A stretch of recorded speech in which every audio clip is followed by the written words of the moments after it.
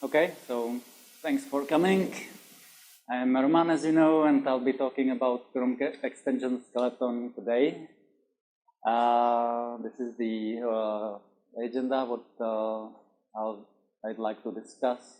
First of all, why we need a new extension skeleton, as we have one already. And then I would like to touch the topic for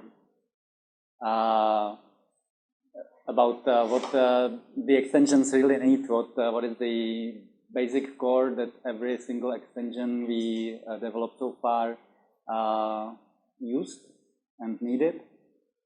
And then if this can be addressed with messaging module, then we can check the implementation of the module and the API description of it.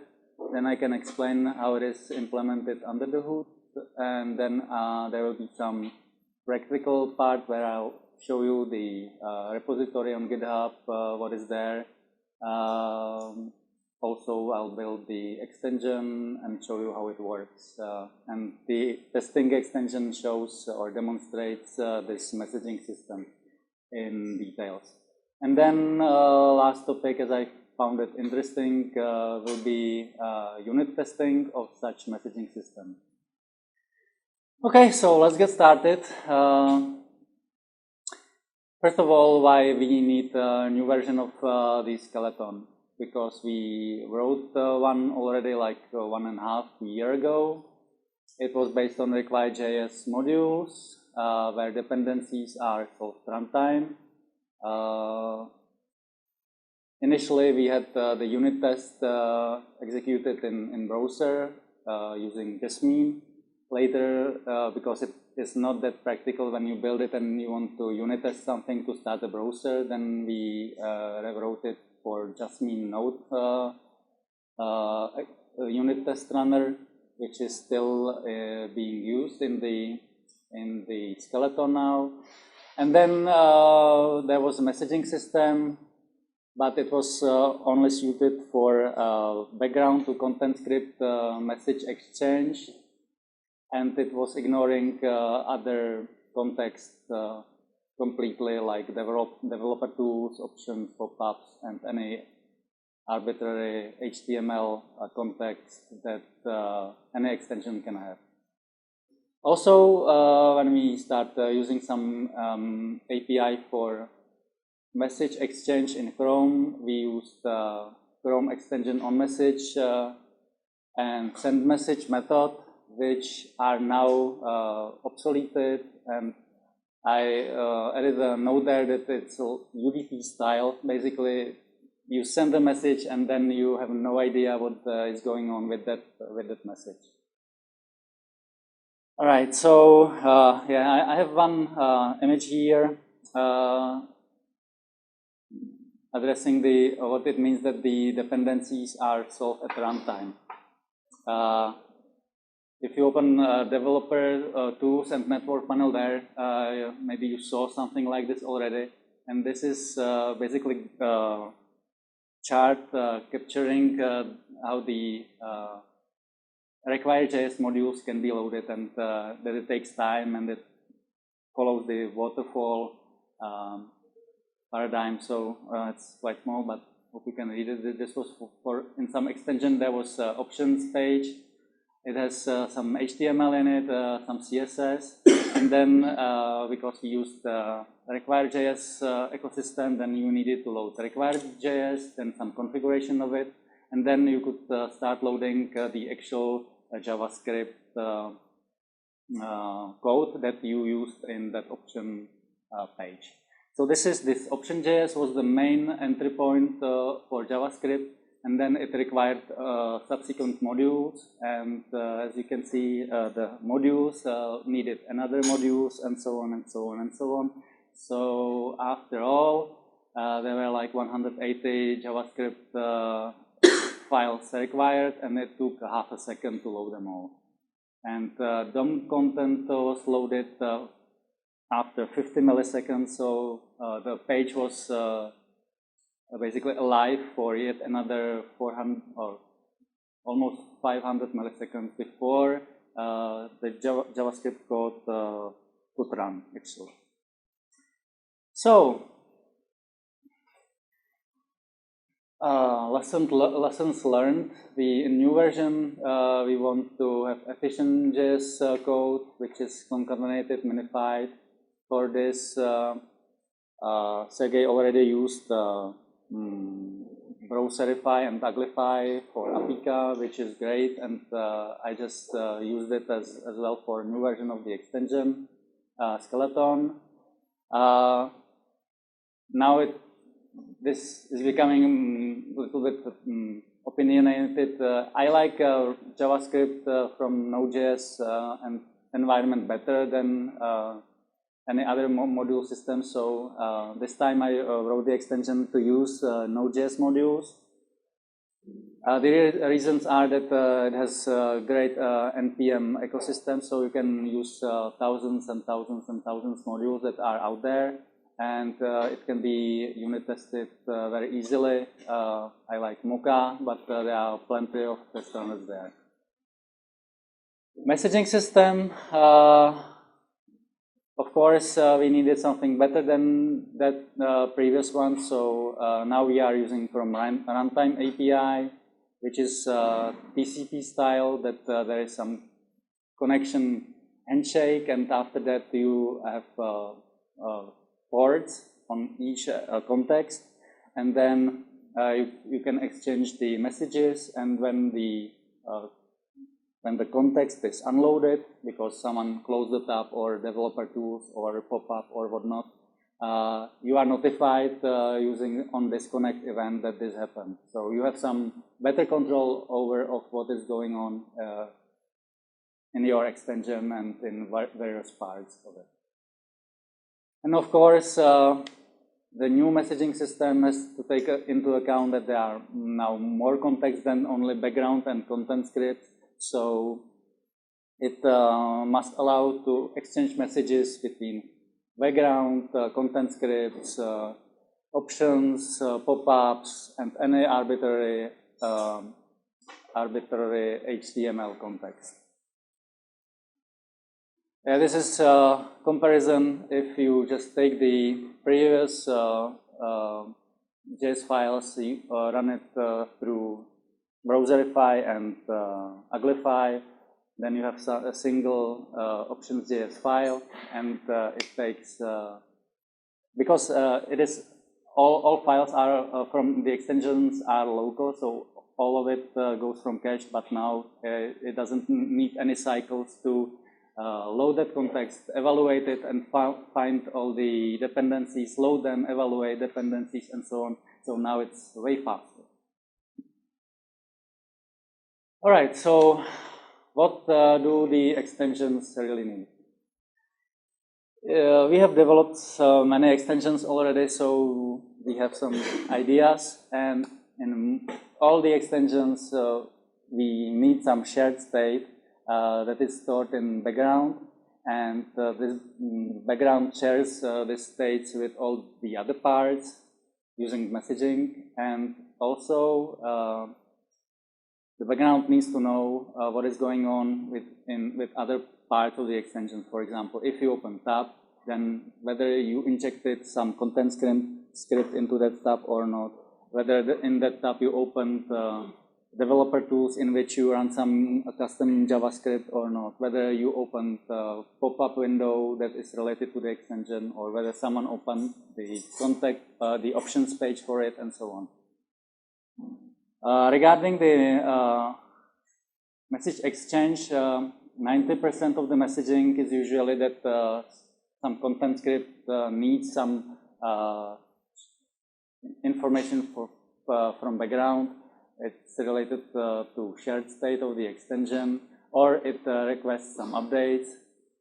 And because in content scripts you have very limited API, if you need something more advanced, you can, from content script, ask the background to execute some action for you and get the result back. So that's, I guess, my estimation is 90% of all the message exchange, and then remaining 10%, it's about broadcasting some states, requesting some information from other than background context. So, for example, if you have some JavaScript running in the tab, and in that tab you have opened developer tools, and you have some custom JavaScript running there, these two parts may need to exchange some information. So that's what, and then of course each extension has some individual needs because it serves some purpose. So I'm not discussing that specific part now, but rather the common use case or common needs of the extension. We can actually address all that I was describing on previous slide with messaging module. And for that, I need to explain how Chrome runtime port works.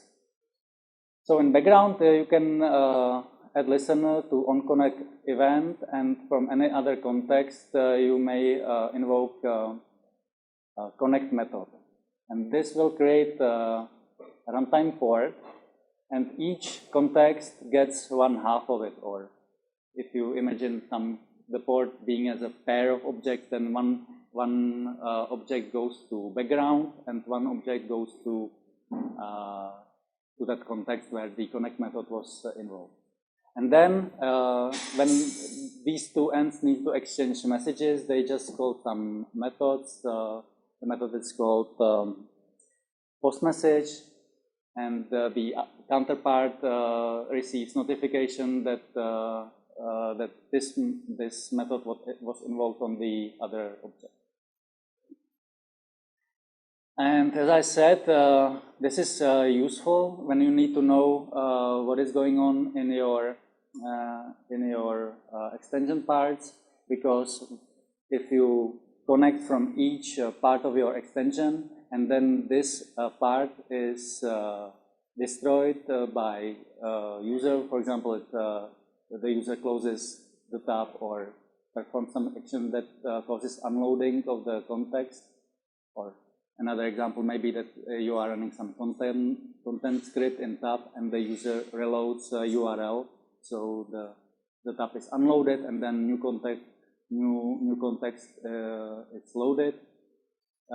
Then whenever this happens, Chrome will notify the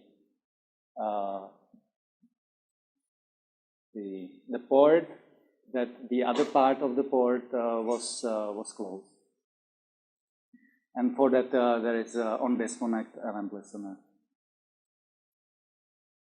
Right. So now we basically have idea what we wanted to implement.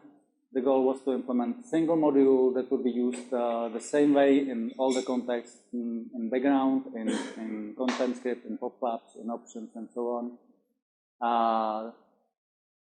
We didn't want to make any assumptions about what the extensions is good for, what the extensions uses for libraries, like whether it's Angular-based or jQuery-based, or whether it uses some other stuff.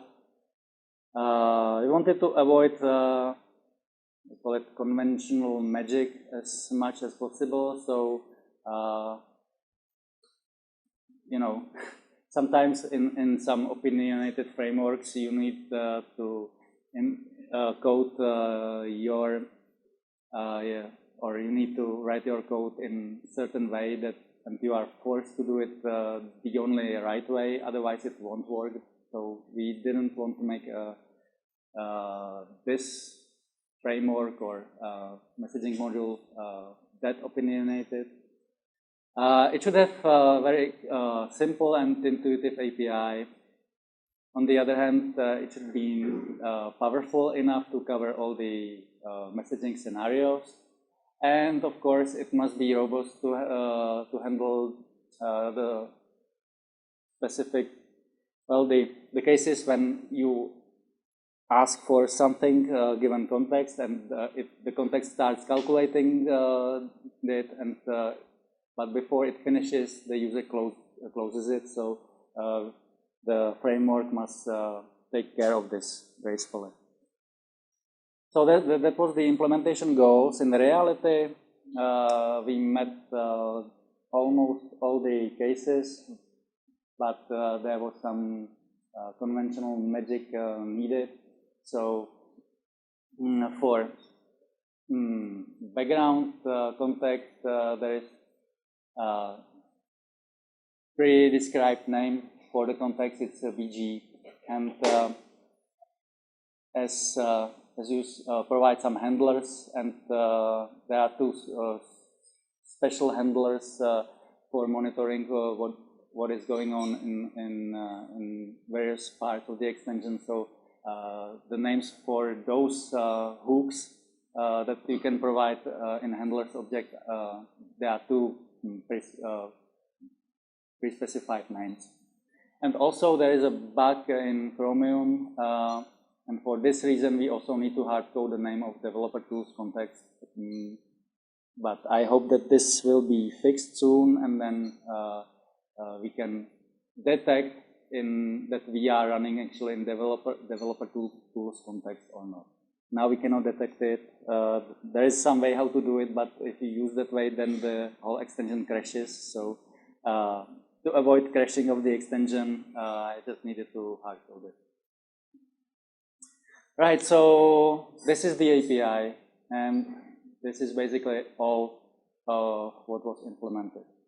So as I said, it should be very easy, and I hope it is easy. You require the messaging module, invoke some init functions, you give it a name of the context from which you are invoking the init function, and then you pass some handler to it. And since that moment on, that context will be able to handle commands that are provided in this object. The returning value of init function is some object on which you can invoke some functions. There are three functions: broadcast, command, and background, and we'll go through them in a minute. And they take some arguments, and the only mandatory argument is the command name, actually. So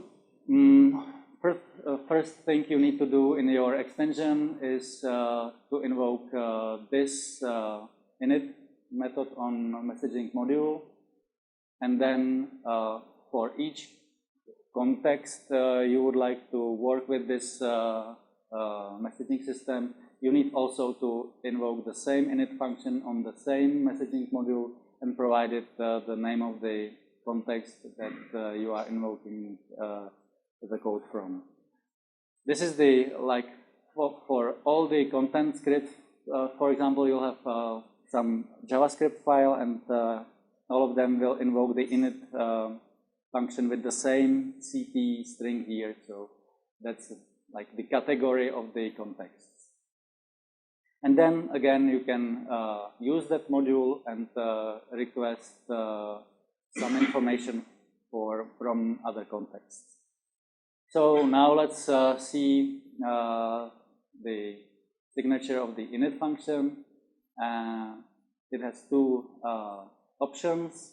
One of the first one is mandatory. It's the name of the context, and the second one is optional. You don't need to provide this, and it's handlers. In case the context should be able to respond to some type of commands, then you need to provide this one. So, for example, BG goes for background, DT for developer tools. You can name all other contexts as you wish. Handlers, it's the function lookup table, so it's object where the key is the command name and the value is function that can take any number of arguments that you need to pass. But last argument of the handler must be callback that you invoke once when you are done with processing of that command. This callback is there for the reason when processing of that request in given context is asynchronous. So that you invoke some API and that API is asynchronous, or you fire some AJAX request somewhere, and then you need to pass the response back to the originator of the request. So for this reason, we need a callback. So as there was some example here. So for example, if in background you broadcast this get URL, then in handlers of content script must be something like this, that it can handle get URL command, and it doesn't take any parameters, so it has only one argument, and that's the callback. And when you are done, you invoke it, and you pass the return value as the argument of this callback. You need to call it in any case, even if you don't pass any return value, you just call it without any arguments, but you have to call it. As I mentioned, there are two special handlers in background that helps you to monitor all the connected parts. So when you provide in this handlers object handler for onConnect, then you'll be notified when new context is connected to background, and this is the name that was provided from that context in init function, and that this is the tab ID that the other context is coming from. If we don't know the tab ID, for example, pop-up doesn't have a tab ID, or there are some special cases where it's not that easy to get that tab ID immediately, it is set to infinity. And the counterpart is on disconnect. On disconnect, you again get the context name and the tab ID. So this way, in background, you can have some map of all the other parts of the extension that are actively connected to background. So, for example, for each content script that gets connected, you'll receive this onConnect notification, and you'll know that it is coming from content script and in which tab this happened. And then when that tab is reloaded or closed, you'll get the on disconnect the notification. Please note that these two handlers do not take the callback, because they are just notifications. They are not calculating anything. They don't need to provide any response, so they don't take the callback as the last argument. So if you call the init function, you get a messaging object on which you can then call one of the messaging methods. And these methods are described on this and the following slide. The very generic one is broadcast, and all the other two are variation of this one. So I'll explain the broadcast, and then the other two, which is command and background, goes for free with this one. So broadcast, again, it takes only one mandatory argument, and that's the command name.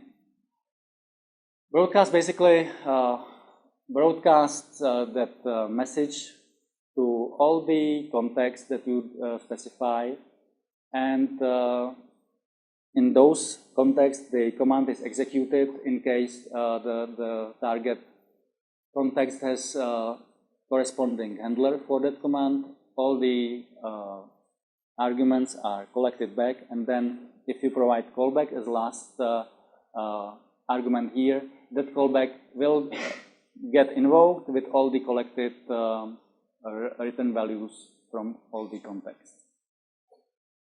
You can specify what context you want to address by providing tab ID if you know it. If you don't provide it, then it is broadcasted to all contexts. If you provide the some specific value, then it will go to context or contexts actually that live in that tab. And there is one special value that the messaging module exports, and it's same tab, which mean that in case you don't know your own tab ID, but you would like to invoke methods on context that run in the same tab as you are, then you can provide this special value. It's useful when you have content script running in some tab, and then for the same tab you have developer tools open, and you want to exchange messages between these two contexts. Then you can specify or filter the broadcasting to some context, and you provide a string array of contexts that you would like to talk to. Then you provide a command name, and each command name or each command can accept values or arguments, so then you pass them. And if you want to be notified or provided with the result, then you provide callback, and this callback takes results as the argument, and this array of all the collected results. So this is example. In this example, you want from content scripts and developer tools running in tab ID 3 to execute command run with these parameters, and it can be any, as you see, integers, whatever, objects. As long as you can serialize the parameters, you can send it. So only thing you cannot pass is callback, because the code cannot leave the boundary of the JavaScript context that you are on. And then you can provide the callback, and this callback will be invoked when these contexts provide the return value. Yeah? I'd like to go back. All right. The last command argument function, you know, callback with the tool or the argument.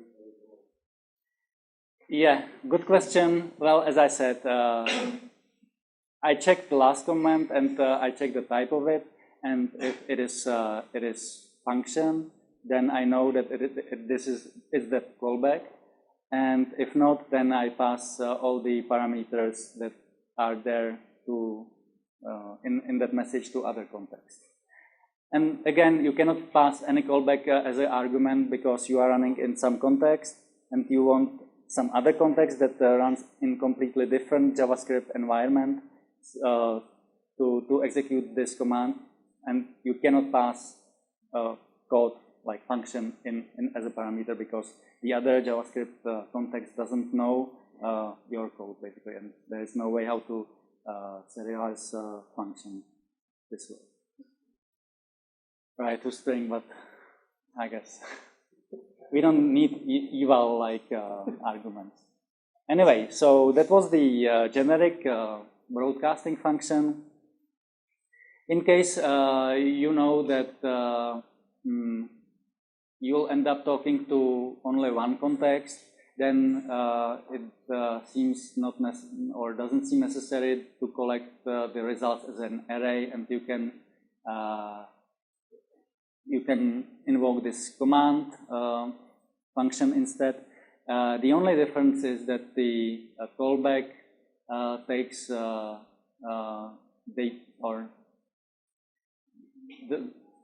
the callback will be invoked with only single value, not the array of all collected values, but with single value. And it, in case you'll get the function invoked in multiple contexts, then you'll get the first item of all the collected values. And then there is one more convenience functions. It's called BG. And if you are running in non-background context and you need to ping background to provide to some information, then you don't need to specify each time that you need to talk to background, but you can invoke this the G function, so it's rather a shortcut for providing this as context argument and ignoring the sub ID argument. All right, so that's how it works, and let's see how it's implemented under the hood. So even though it seems that you can talk from any context to any context and in M to N relations, then under the hood, each context is only talking to background. And background is, has some means how to know what all other components are connected to it, and it can dispatch your request from different contexts to all target contexts, collect the responses back, and then send you the responses back to the originator, and then his callback will be invoked. So this happens seamlessly. The way it is implemented, or that allows to work it that way, is that in background we have port map that for each context name, which is again the string that you pass to init function, you have it's again object, and keys are unique strings that are exchanged in some handshake after connect. And for this unique context ID, you have its tab ID and the port that you get in background in onConnect event. So that way, this allows you to then select all the contexts that any other context may need to talk to, because you can filter it down based on tab ID or the context. So each request response between the two contexts has a unique ID, so it can be uniquely mapped. And in background there is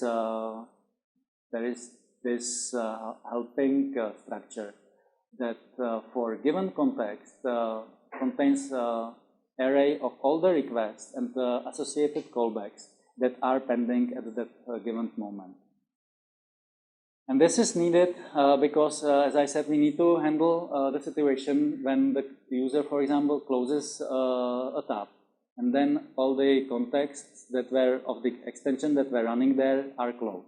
You'll get notification using the onDisconnect handler, and there you get the context ID.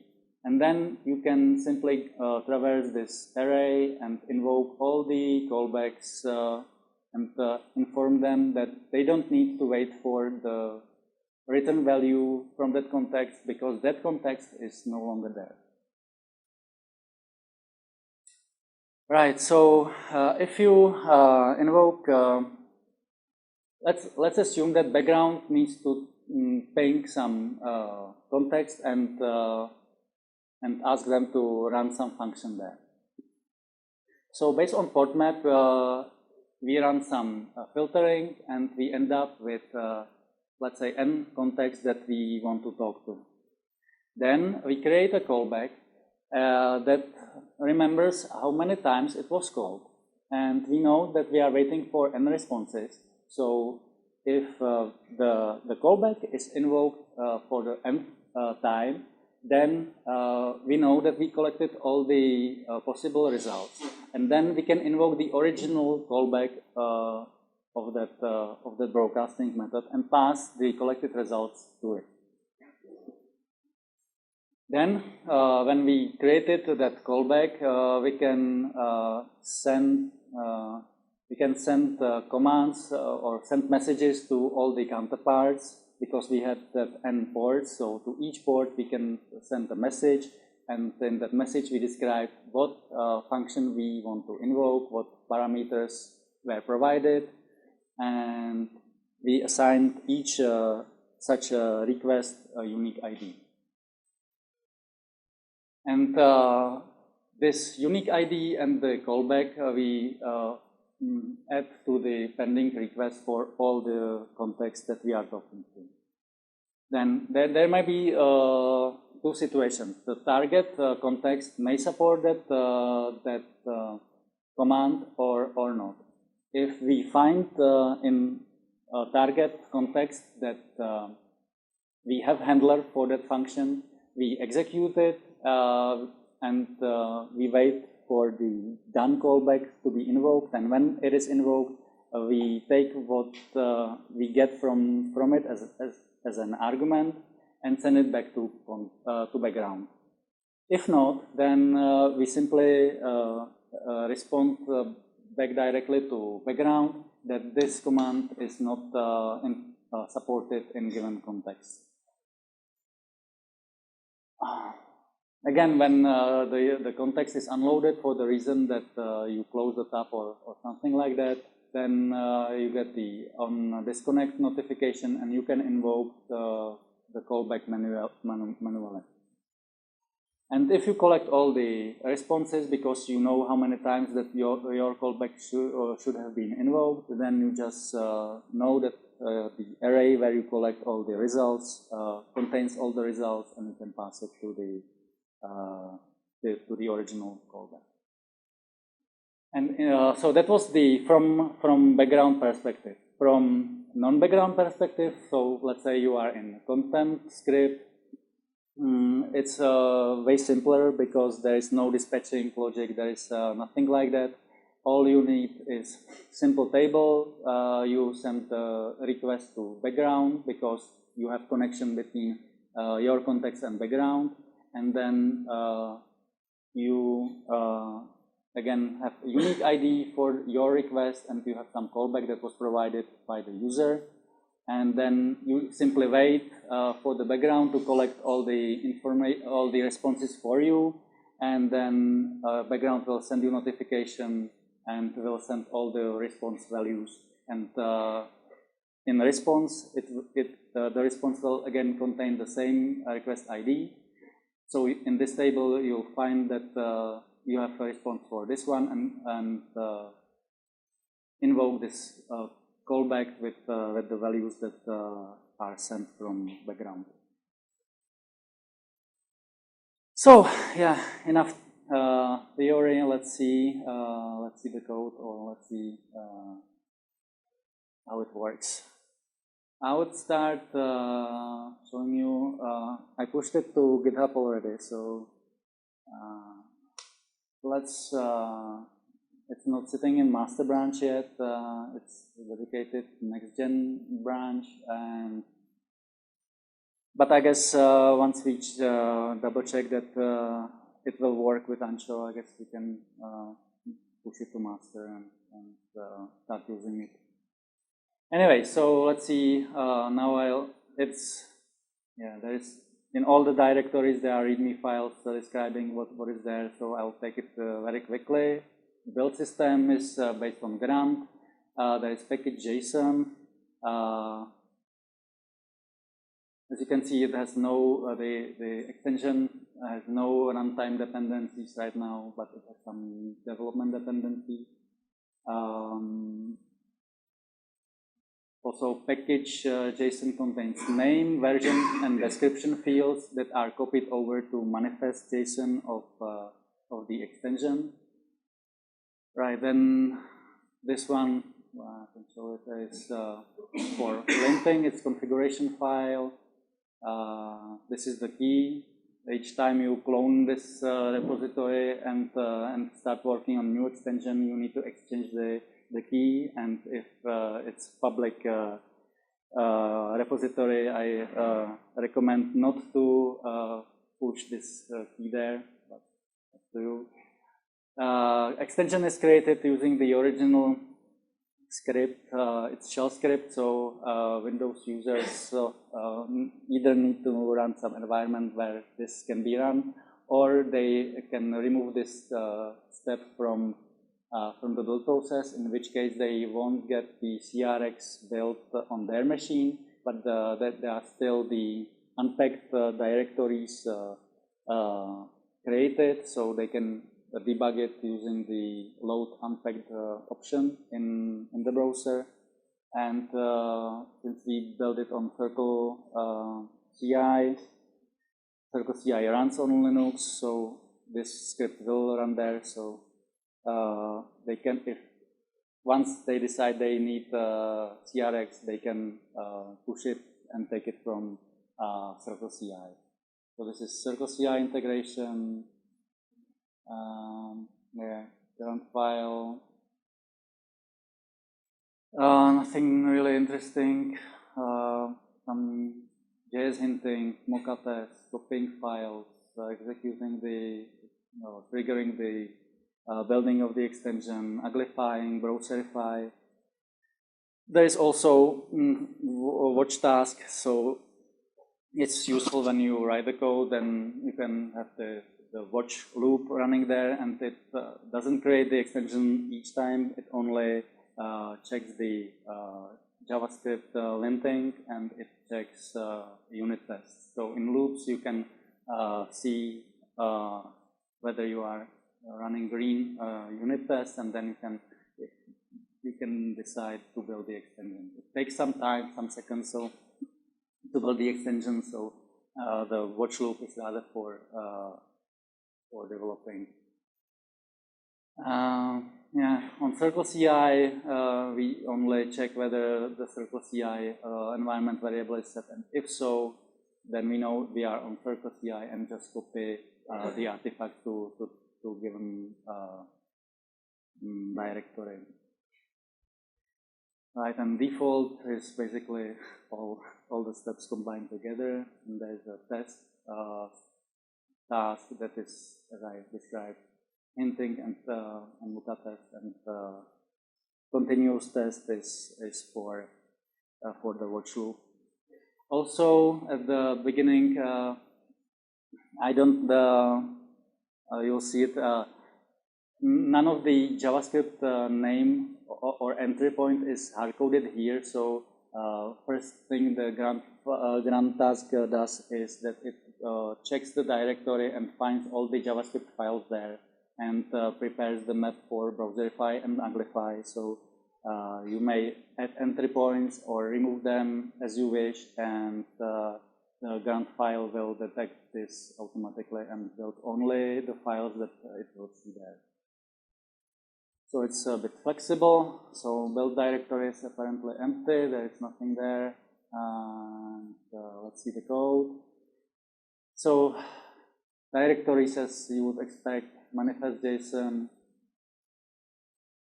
It's interesting. Maybe background, as I'll be showing soon. There is no background page. There is only the background script.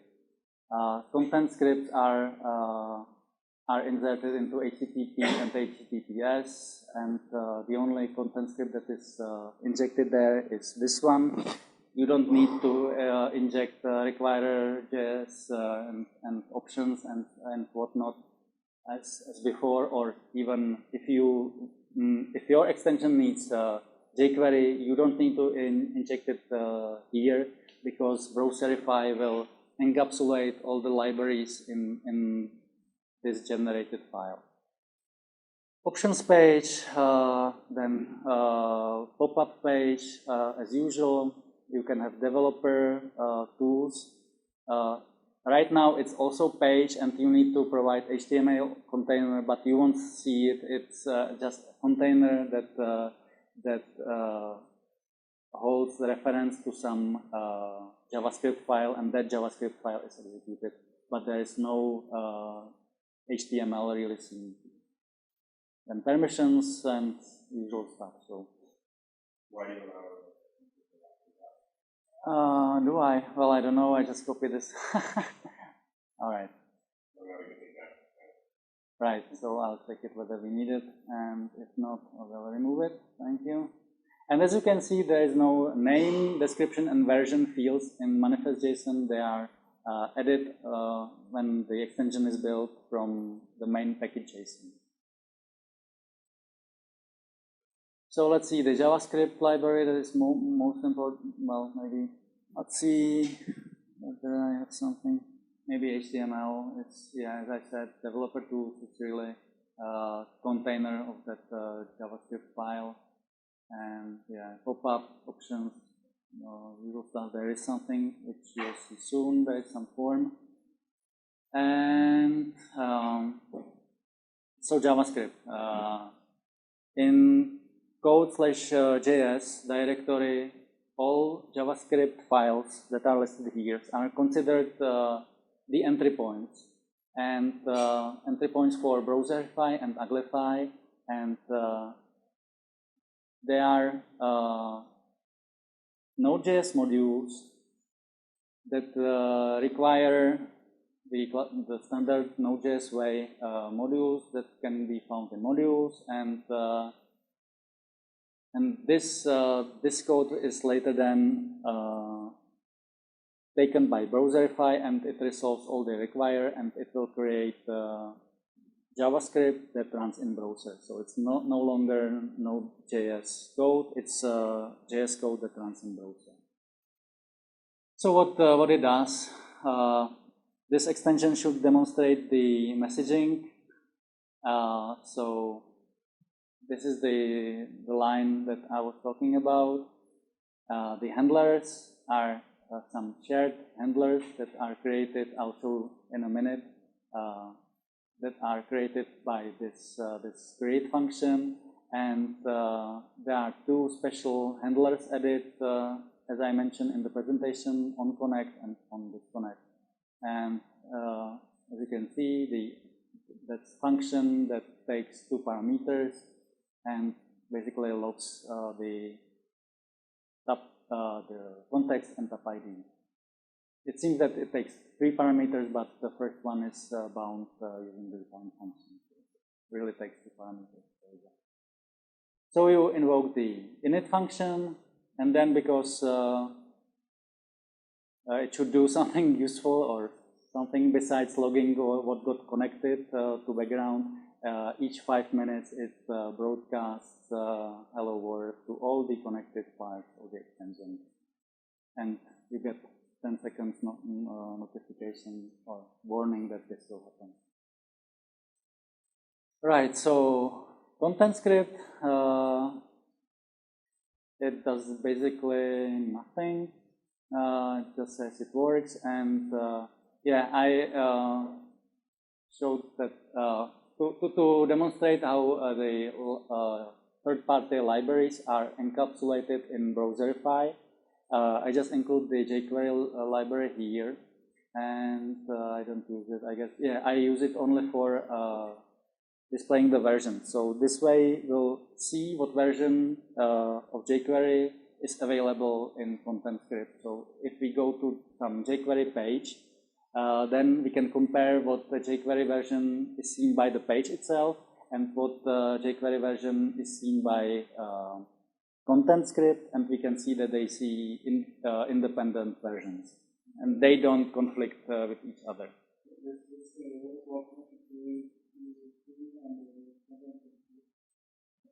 In the target page where you insert this content. No, it's console log, so it goes to console of the tab. Right, and also we create some handlers, so each content script will be able to handle some commands, and we start the messaging system. So again, this content script will cooperate with the background using the messaging system. Right, so, and then really DevTools doesn't do much except again loading some handlers and starting the communication with background. So what is more important is this options page. Again, creating handlers, starting communication with background, and then finally it contains some HTML. So there is some form, and then there is some runner that when you hit the button there, it performs some action. So I'll show you in a minute. In pop-up, it is the same. So let's see what functions will be supported in all the contexts where these handlers are are used, and it's I wanted to make it a bit interesting. So if you request the context and ask it for a random number, it will generate you immediately a random number between 0 and 1000. And it will log it to console, so you know in which context this was invoked and what is the written value. And then, as you can see, this is the callback, and you pass the written value in the callback. You can do it asynchronously as well. So the asynchronous version of the same does the same, but with 15-second delay. So this is why we need this callback, because this callback is called 15 seconds later. And then the echo only logs the parameter and then invoke the done function and does nothing else. And it has no written value, so you don't need to provide written value to done callback if there is no written value. And yeah, what else? There is the form that's very ugly. jQuery stuff that finds the elements on the page and runs the logic on the page, and then to demonstrate the messaging system from the content, there is the runner, and it gets basically this translates the form you'll see in the extension allows to specify what message you want to send to where, and this go function basically translates it to the actual call. So it has some messaging instance, and based on some provided information, it will invoke the method on that messaging object with the same parameters as are passed in info, and also it logs what exactly it is invoking. So it demonstrates the messaging system really well. So I guess enough talking. Let's see. So this is the skeleton after you clone it from GitHub. Build directory. It's empty. Right. So I guess I can just run the run task. I also run npm install already, so you don't need now to wait for all the dependencies to be loaded. What it does, it basically cleans the build directory, runs JS linting, runs unit tests. As you can see, all the unit tests are parsing now. Then it creates the unpacked version, so you can in Chrome browser you can load the unpacked version of the CRX. Then it will generate the manifest. Browserify will create all the JavaScript code from the Node.js modules, and Uglify will minify them basically for production version, and then the build step will create CRX out of the production version. If we were on Circle CI, then this file would be stored as build artifact. So now in build directory, you can see the CRX, and you can see the two directories with process code for browser. In dev, it includes the source maps, so you can always see where the code is coming from. In production, all the commands are stripped and the code is uglified. So let me start the browser. Independent instance of the browser.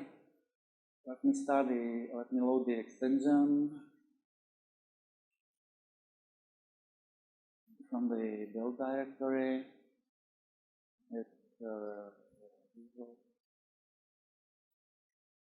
Okay, so now to be able to see something, I'll open the background page. And in the background page it says that it works, that's fine, that this broadcasting happened. And also you can see that there was some component already connected or to to background window, and it has tab ID 5, and it is developer tools. So you may be wondering what it is, and it is exactly this window we are looking at, because as you can see in the title here, it says developer tools. So this messaging system also helps to understand what is what in Chrome. So there is no background page or background window that you could see. It's invisible, but you can see it indirectly, inspecting all the stuff there using developer tools. But developer tools, this is not the background window, it's developer tools looking at the background window. All right, so let's open new tab. What you'll see here is that content script was connected to background and on tab ID 7. As you saw in manifest.json, I specified that content script should be inserted only into HTTP and HTTPS pages. So you may be asking why it is inserted into this one. I was asking the same question myself too. So if we open developer tools for this one, as you can see now, it is also logging that developer tools were open. At the beginning, we didn't know the tab ID, but then using some means and workarounding some Chromium bugs, we can find it. So there is some extra noise here, but in the end, it says that developer tools with tab ID 7 was connected to background. And I was talking about it for the reason that now if I show you what the document location href is, then we'll figure out that it is correctly inserted into this page, because this page has HTTPS page loaded in it. Right, so now with tab ID 7, we have two contexts connected to background. It's content script and the developer tool. Yeah, I mentioned that in content script, we only log version of the jQuery. So now we can go to some jQuery page. Let's say jQuery.com, for example, jQuery page. Again, now you can see that as the page was reloaded, then the original content was unloaded and new content was loaded. So these two messages correspond to that. And we again inserted content script into tab ID 7.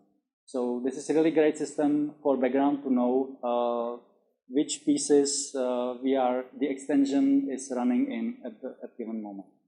So again, the content script says it sees jQuery version 1.11, and if I run jQuery version here, it says 191. So apparently it's different. The page sees different jQuery than the content script. All right, so let's open. Yeah, now I open new tab with ID 9. So. And now I can open also options page. So you can see that options context is running in tab ID 11. Open, let's say, developer tools here. So it says that developer tools here are open for tab ID 11. So this was just demonstration that it's the messaging system is really great help for the extension to know what is going on in each part of the extension.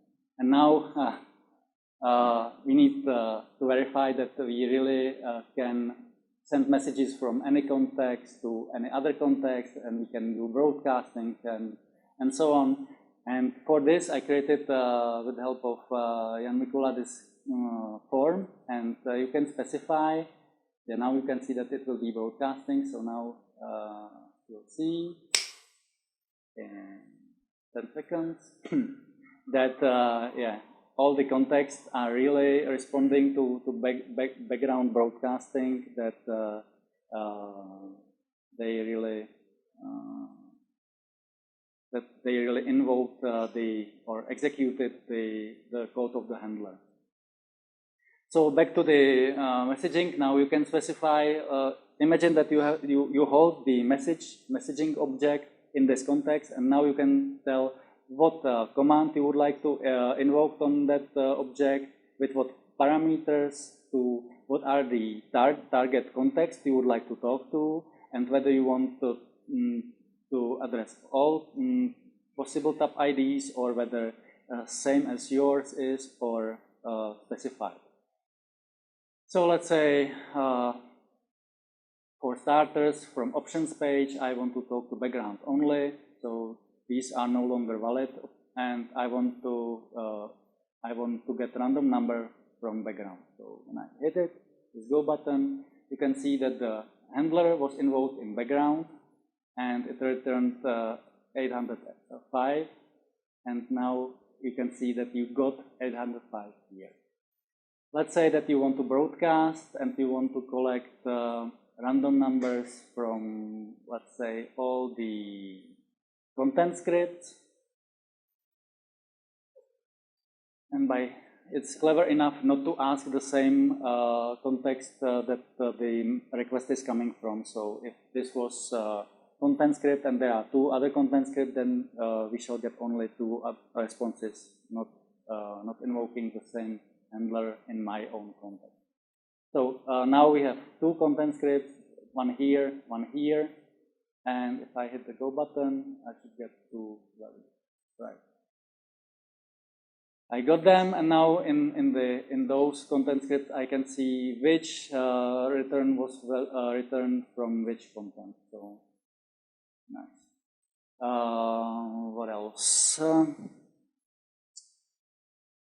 Yeah, now we can play. For example, now I'm running in options page, and I want to talk to my developer tools. So now I should get a single return value, and I really get it. And as I selected broadcasting, it's in array. If I request it as a command, you will see that I get a value as a plain value, not in array, because that's the only difference between broadcasting and messaging or command methods.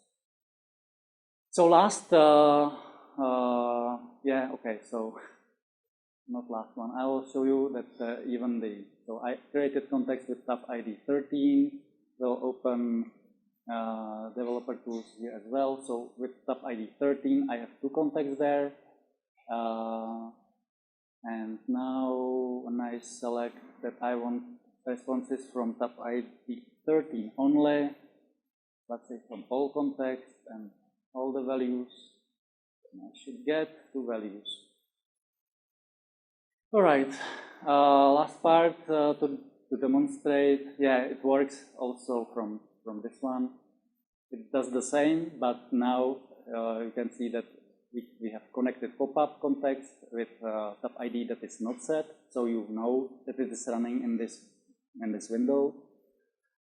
And you can do the same from this one. For example, you can get a random number from only options, which is this one.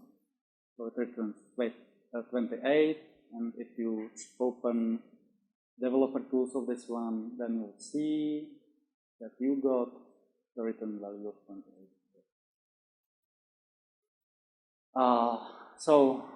One last interesting piece. Maybe I'll open some context with developer tools, and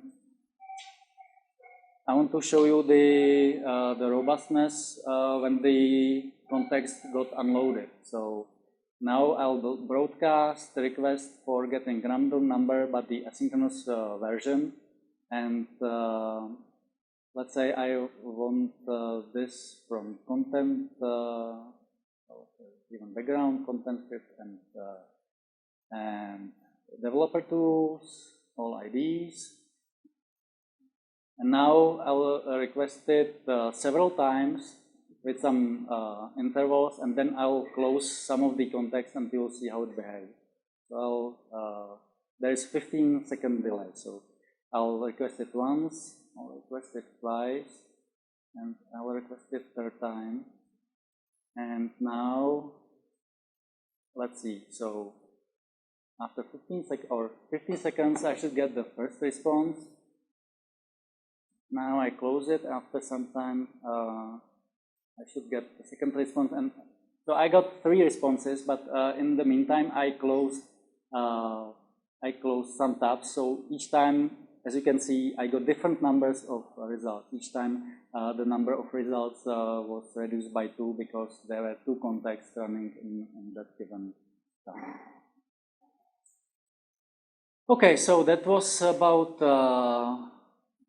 it. Now there is one last piece I want to show you, and it is unit testing of such messaging system. Or the question is how to test automatically all that I just showed you in the browser in less than 100 milliseconds. And I really test way more than I just showed you. So as I said, all the code is Node.js module written in, and the tests are written in Mocha.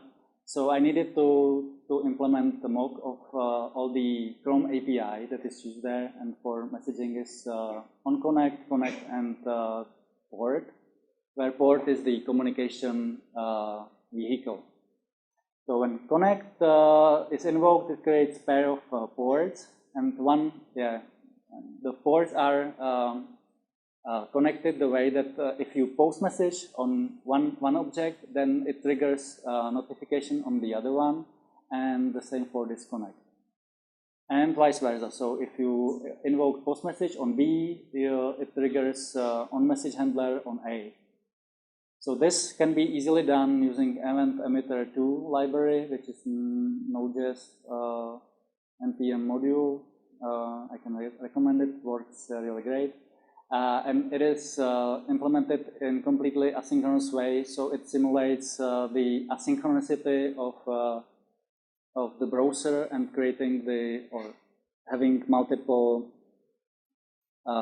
contexts in parallel as well. I just wanted to mention that the asynchronicity is implemented using setImmediate function, which is something new in Node, or it was new to me before. It is basically equivalent of setTimer with 0 value, and for this I previously used process.nextTick, but now because I used it recursively, there is some check, and they recommend using this. So if you ever run into problems with process nextTick, then setImmediate may be right option to, or right method to invoke. So then when I create the pair of ports, one goes to onConnect and to background part, to the messaging system, and the 1 second stays free, and it represents the created context. Even this mock has its own unit test. It's the fun fact than anything interesting. So now the really hard question was how to simulate 1 background context, 8 content scripts, 8 associated developer tools, 2 option contexts, and 2 pop-ups, while you have single message.js file. You have single message.js file, and you want to simulate that you run the same file in or code in 21 different contexts. Also, you need to verify that all the handlers are invoked correctly with correct parameters in all the contexts correctly, and you need to verify that when you from some context you wanted something else from other context, that really it is invoked only the other context that it should be really invoked in. So as I said, Node.js environment and required function, By the way, require function is, I guess, the only synchronous function in Node.js, because it doesn't, it needs to run synchronously. So what it does is that you provide it with a file name, and it returns you singleton of what that module exports. And if you require the same stuff over and over again, you'll get the same singleton over and over again. Also, if you provide different file paths, it will create different singletons. So how to work around that? You need to run the same code from same file multiple times is easy. You simply copy the files many times, and then you request that many copies, and it will create those contexts that you needed. So this is basically that. You read the original file, and then for how many contexts you wanted to create, then you create temporary file where you store the data, then require the temporary file, and then you can delete it. And in this array, you end up with, let's say, 20 contexts that are unique, that don't share anything, but still using the same code.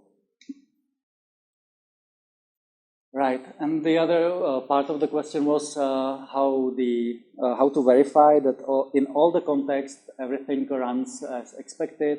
And the trick here was that I had some array that is passed to all the created contexts, and each time a handler is invoked in a given context, it leaves a trace, a record in that array. And then after all the tests are, or all the unit test is run, then we simply check what it's like stack trace, or what is the sequence of invoking the handlers in all the contexts. And then you can simply go through the log and see what functions were invoked with what arguments, at what were the returning value, and then you can match that against your expectation and see whether the test passes or not. So there are 46 tests for that messaging system with more than 350 assert statements, and it's still run under 100 milliseconds. And that's all I had for you today.